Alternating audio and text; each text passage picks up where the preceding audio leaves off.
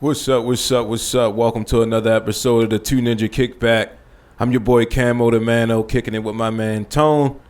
Got another kickback episode conversation for you. And off mic, we were talking about the spirit of entrepreneurship and stuff like that.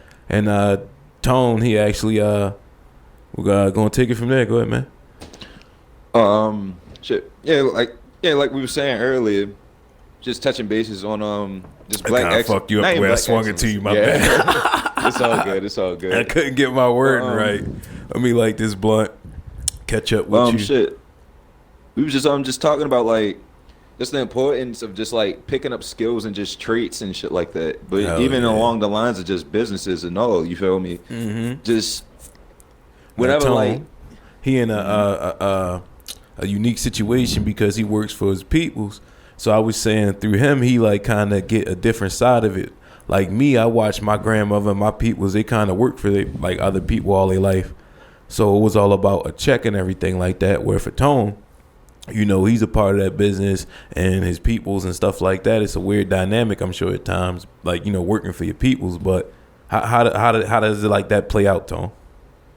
I mean, it has its goods and its bads. I say it like that. I mean, like, you can't really up and just quit, you feel me, like any other normal job and shit when you get tired of this shit. That's you feel true. Me? Hell yeah. But it does teach you like a valuable like lifelong lessons, excuse me. Couldn't even get that word out and it's shit. All good. It's all shit, man. We chopping it up, smoking weed. That is true. You feel me? Yeah. So all in all, I mean, damn, my fault. But all in all, that shit just taught niggas like, I guess like discipline more than anything. You feel me? Taught me a good work ethic and just discipline all around. Yeah. That's some shit you really just can't teach nowadays and shit. Most niggas are not even born with that shit. He in that dynamic where it's like people don't understand if you don't, you gotta eat what you kill. Like if you don't kill nothing, you don't eat. So it's a crazy dynamic. People don't really understand like the pressure that like and it's a lot of pressure. Like I don't think people understand how like they go to work and they loaf off, they kick their feet up and shit like that. You can't do that because you hurting your family if you go to work bullshitting. Pretty much. And that same attitude, like I work 2 jobs for real, you feel me? So like the same attitude that I picked up from cleaning and shit, I even take that to my other jobs for real from time to time. But I know. Depending on the circumstances and who's my management and how management is treating me, I could just still say fuck these niggas because I know I still have a certain place to go at the end of the day that can hold me down. You feel me? Yeah, but not only that, I kind of it's a weird dynamic inside of that too because I like my people's never own nothing, but I still have that same work ethics type of style. And if you come into a job, your natural reactions is to come in there and be a good worker and stuff like that. And pretty much it falls off because of management. Like niggas be dickheads. So it's like I don't want to go ahead and bust my ass for this dickhead. Fuck that. Fuck this dude. Pretty much. And not only that, when you get like a little sense of knowledge of self for real, you start to realize like you don't matter. Wow. Yeah, like you're just another cog inside this machine that could just be replaced at any fucking moment. You feel me? So it kind of it deters you away from actually being productive in certain work environments that I would say. Because like let's be honest, like niggas working for shit like I understand. Like I remember back when you was working for Kmart and shit. I had my history inside fucking Walmart. You feel me? Like these are just like the shittiest types of fucking positions I can honestly say. And if I can urge people, yo, if you're in your like early to mid 20s, yo, get the fuck away from that type of shit because those type of jobs really just suck the life out of a nigga. You feel me? And then you how much they require. Yeah, my bad. And you working for peanuts. It's pretty like, fucking much. They want you bust your ass for this little bit of bread. It's wild how like how much they expected you for like the little bit of $7.25 they paying you. I remember when I was working at Kmart to bring that up. Fucking, I applied to be a cashier, and then they told me no, all the cashier positions were filled. We need you as a truck unload associate. So I'm like, all right, cool, fuck it. I need a gig. I don't give a fuck what it is. Is it paying? I took the job, but I didn't realize they hired 3 more cashiers after me. No problem. I'm unloading the truck, and then they like, hey man, once y'all done unloading the truck, we want y'all to come and stock the shelves. I'm walking past people with badges that say, restock associate. Mine says truck unload associate. So now they have me doing another associate's job. Then they were like, hey, we want to train you to be a cashier so you can work the register when we need you to. I'm like, bruh, y'all want me to do 3 people jobs. So this is 3 separate people you're paying that you want me to do all 3 of these people job. That's crazy. And for what? Like, it's not even like an increase in pay or nothing like that. Nothing. Yeah, to actually and the wild shit about it was like, they told me up front, it was like, oh, we don't offer full-time to part-time associates, so I could never be a full-time associate. So I had to keep this part-time job. They wouldn't let you exceed a certain amount of hours. Because if I would have became, a full-time employee, they would have had to provide me with health benefits. Because I was working more than 30 hours a week. But they made sure they cut that off, which is fucked up. And I mean, honestly, the deeper part in it is like when I looked around at the people who were full-time versus the people who were part-time, none of them looked like me. Oh yeah, of course. That's how I felt when I don't even give a fuck if I name drop for real, cause fuck these niggas. That's how I felt when I was working at Cinemark, Towson Cinemark. They hit you with that shit too? Bro, the whole 3 years I was applying to be a fucking bartender. 3 years I've spent up there applying to be a fucking bartender. You feel me? Everybody that has like actually went up to the whole VIP section and everything like that. Either the motherfuckers that just turned 21 and don't know shit about liquor, or either the motherfuckers was white, or it was nothing but a bunch of lazy ass females. Not shitting on females actually doing their jobs and shit like that, but like when it comes to bitches that actually don't know shit about shit, you feel me? But not only that, they don't care to learn. I know what you mean. Exactly. Yeah, and it's just like just keeping a pretty face around when it fucks up productivity inside certain work environments and shit like that. That's like you see how management just pays into that shit. That's like when they hire a bunch of cute chicks to be security guards. I'm like, bro, if shit pop off, what I is never she doing? Understood this shit, like exactly, because I know if I'm a fucking thief and I'm stealing some shit, one of these pretty bitches come towards me. But all I really do is just gotta. They're not gonna come and chase you down for nothing because it's a job. Like that's the trick. Pretty much. You be a fucking fool to try to stop somebody doing something for this fucking weak ass job. They can't even provide you with some fucking dental work. Hey, like fuck that. I got a homie that used to do the undercover store security shits inside like Dollar General and shit. He used to go above and beyond just to catch a motherfucker. You feel me? But that was his mentality coming out of high school, playing football and sports and shit like that, trying to actually prove to these motherfuckers that he is about something. You feel me? Yeah, but I'm sure they probably get you to buy into it too, maybe. I don't know. Oh, yeah, of course. You feel me? Or even security jobs, you see how they try to get motherfuckers to buy into that shit. It's almost like a mini militia of how they actually try to encourage motherfuckers to do shit. I ain't gonna shit on the I ain't gonna shit on the security job because I ain't gonna shit on them neither. I'm gonna try to grab one and I feel like I'll be protecting and serving, so I ain't gonna shit on the security job. But I'm saying, but to separate it, yeah. I get what you're saying inside of like that whole situation. Like you know that person that you hiring ain't really there to protect them, but they probably know that it's nothing that serious that they're gonna be doing.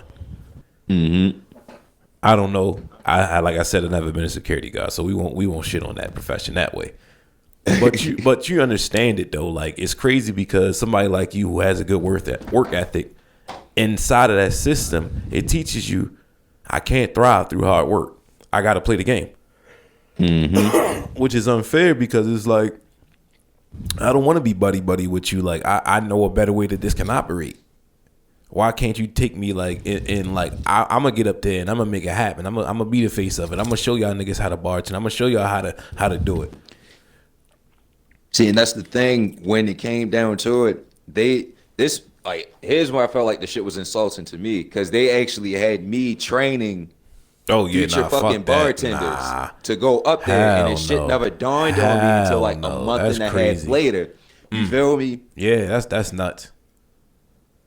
It's like, damn, so I'm good enough to, but I guess not. That's wild. I can't say I've never, like, that shit would be crazy to me. Like, no bullshit, yo. Like, it didn't dawn on me till like a month and a half later, because I'm finally thinking, well, shit, I am training people.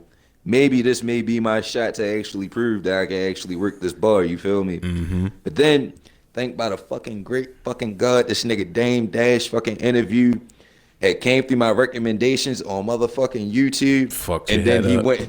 he went into that. You remember that interview Yeah, he had on he the was Breakfast talking Club, this yo? shit. As You soon know, as I boss. listened to that You know, shit on boss. break, He my nigga, was I just screaming said, at a fuck nigga. 'em. Yes, yo, and I just quit. Like, thanks Damn, to that's how Dame you Dash. felt? Real shit. For Thanks real? to Dame Dash on that shit rotation on my YouTube channel, yo. I quit my job at Wow. Cinema. That's crazy. Wow. That's inspiration right there. I know that shit was liberating. It was. Hey, man, And to suck be my honest, dick. You open the beer, pussy. on some real shit, yo. And on that, like, ever since then, like, I got back. I got my creative edge back. You feel me? I'm sure. From somewhat, but not only just that, yo. It was just like a whole new perspective of reality hit me that day. You feel me? Uh-huh. That's And it wild. showed me. That shit was a great interview. That nigga was talking that talk. He was hitting them gems, yo. Yeah, he was And that's the definitely thing, dropping like, them. in a sense, like, people got lost in what the fuck this nigga Dame Dash was saying. He wasn't shitting on niggas that have a 9 to 5 job, yo, but he was trying to encourage He niggas was trying yo, to strike actually, up a different mentality. yeah, like, actually work for something that's yours. You can still work for a motherfucker, but long as you have something, your baby in the clutch for real, Yeah, something that then you you straight. fueling. Something that's yours. Not every businessman is successful. Yeah, feel but me and Aaron was talking about that one time about it, like, but everybody don't have that mentality. Some people are comfortable with just working for somebody for the rest of their life. Like, that's comfortable to them. They think they have security. They don't, but they feel like they do. You see it all the time. Like, we make fun of it in movies sometimes with a nigga cleaning out his shit and he got a box and he's sitting there. Can you imagine what's going through that guy's head? Like, what the fuck am I about to do? How do you go home? Like, how do you look your situation in the face? Like, you got kids, you got a house, and you just lost your fucking $80,000 job. And you know you can't get another job. I need something to drink, but you get what I'm saying? Like, can you imagine what goes through that dude's head? Like, I had it happen to me before. Where it was like, I was sitting there like, oh, fuck, what the fuck am I going to do? It's a crazy feeling.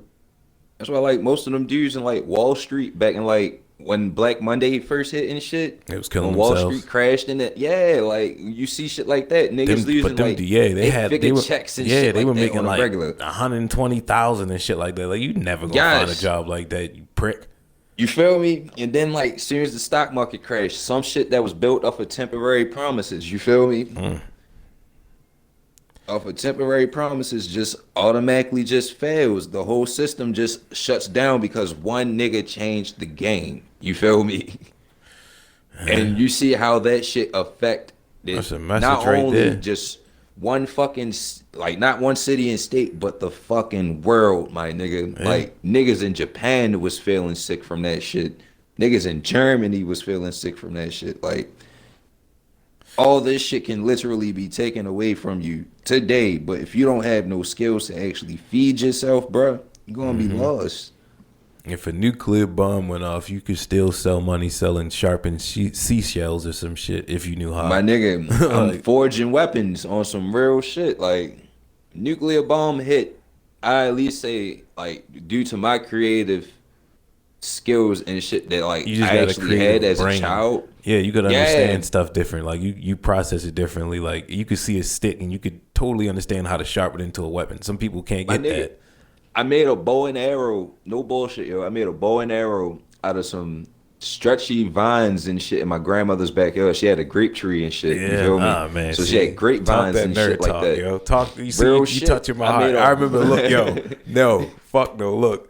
We had this old ass screen door that used to be down in my basement, yo. Mm-hmm. Me and this nigga Justice took hammers to it. We fucked this screen door up, and we took like the siding and we made swords out of that shit. We sat Real there and shit. pounded the metal with hammers and bricks and shit. Then we took electrical tape and made the handles.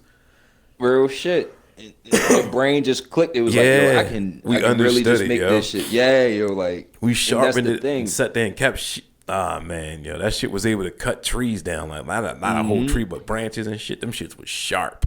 My nigga, when I learned heat treating from my uncle used to be not a blacksmith. What is those niggas called? Is it a welder? There we go. Yeah, yeah. But he used to make shit on a low for real, like little like steel statues, metal statues and shit like that. When he taught niggas how to heat treat metal, it was a fucking wrap. Niggas was just melting down aluminum bats and shit, making machetes and shit. Like this is all documented. You feel me? You go throughout like Lafayette homes and shit, and you ask about certain family members that I have and shit, like the Jamaicans and the Haitians. These niggas had the police scared because of this shit, because niggas was making their own weapons. You feel me? That's dope. A nigga in Lafayette homes doing like, I think it was like, this was before I was born and shit, but this was my uncle friend. I forgot this nigga name. I ain't trying to like snitch on the nigga. I don't know what the fuck happened to this nigga. I haven't seen this nigga in years. But no bullshit. This nigga had a flamethrower, B. And he literally made the fucking flamethrower. And he had the police like scared on a standstill. You feel me? Out in Lafayette, my nigga.